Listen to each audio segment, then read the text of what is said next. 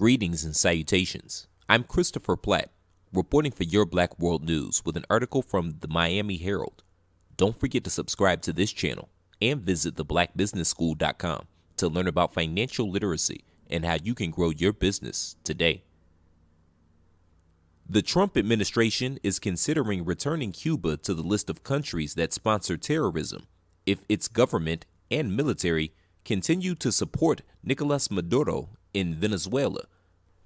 What Cubans are doing in Venezuela is unacceptable, a senior administration official said, and the United States is evaluating options to address that behavior.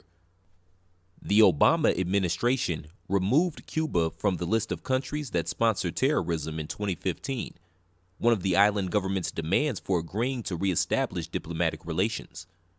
But the Trump administration has increasingly highlighted Cuba's role in Venezuela and threatened Havana with increased sanctions. The official said Cuban intelligence operatives in Venezuela have been a fundamental factor in the continued support of Maduro by senior Venezuelan armed forces officers.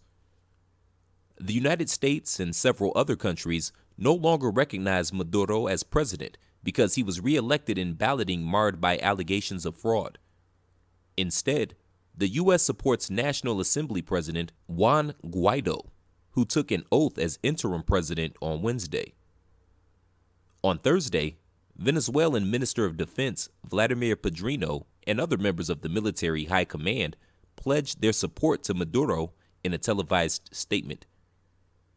The Cubans are executing a strategy to keep the military from second-guessing their support to Maduro, said the official. The only thing that is preventing the generals from supporting President Guaido is the surveillance Cubans are doing. What's keeping Maduro going is Cuba's logistical support. In his first public appearance after he was sworn in, Guaido urged the Cuban government to stop interfering in Venezuelan affairs. It's time for Cuba to get out of the armed forces. It's time for the Cubans to leave decision-making jobs, Guaido said. Cuban brothers, you're welcome to stay in this country, but only outside the armed forces and decision-making jobs. After Guaido was briefly arrested last week, U.S. National Security Advisor John Bolton complained that, quote, such acts of intimidation by Maduro's Cuban-sponsored secret police represent a grave assault on the rule of law in Venezuela, end quote. Florida Republican Senator Marco Rubio also referred to the Cuban role in Venezuela during a speech Thursday, saying Maduro had bought the loyalty of the largely corrupt generals. They are also loyal, by the way, because the Cubans are spying on them. The Cuban intelligence agencies quickly pick up on any of these military officers that are being disloyal or expressing doubts, and those guys are arrested, Rubio said. There's been a massive purge of Venezuelan military officers over the last 2 years, and it wasn't because of corruption. It was because the Cubans caught them and reported them.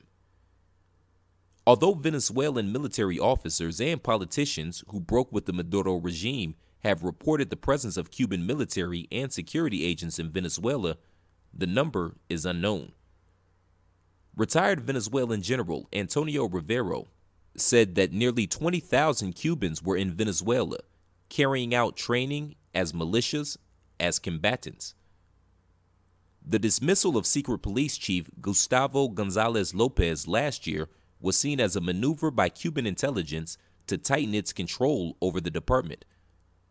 The National Bolivian Armed Forces confirmed last year that elite Cuban troops known as Black Wasp had taken part in the military maneuvers on the border with Colombia.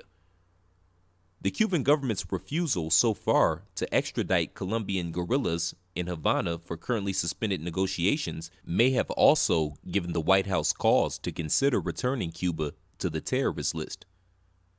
After last week's car bombing in Bogota, blamed on the National Liberation Army guerrillas, the Colombian government demanded extraditions.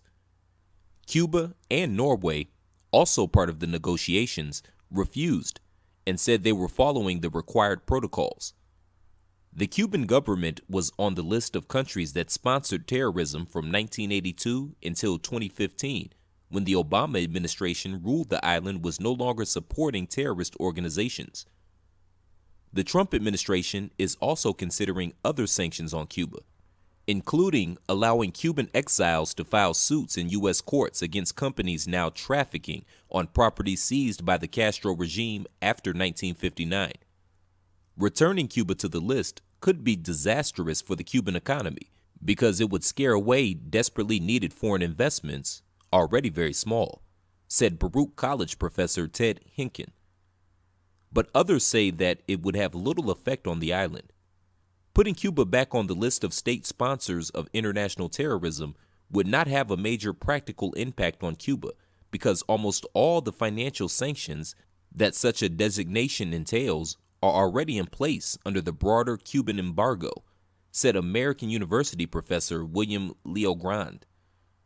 However, Cuba would take it as a great insult, and it would certainly have an extremely negative effect on state-to-state cooperation on issues of mutual interest. It's not clear if the threat of a new sanction would be enough to force a change by the government in Cuba, where the economy has largely depended on oil subsidies from Venezuela.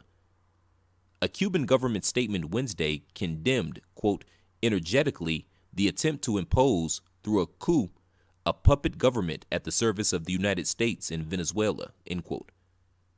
Foreign Minister Bruno Rodriguez added Thursday that Cuba's support for Nicolás Maduro and the Bolivian and Chavista revolution is and will be steadfast.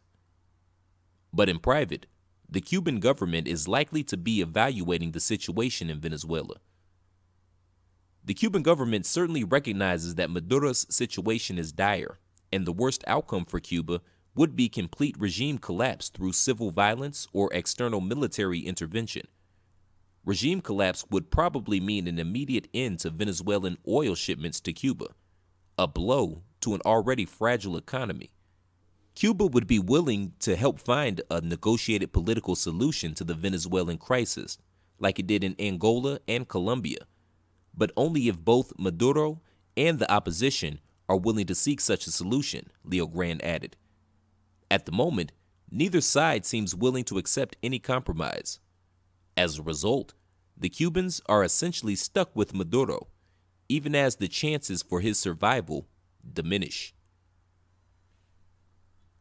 Thanks for tuning in. Don't forget to share this video. Let us know what you think.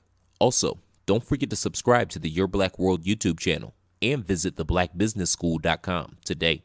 I'm Christopher Platt reporting. Until next time, shalom.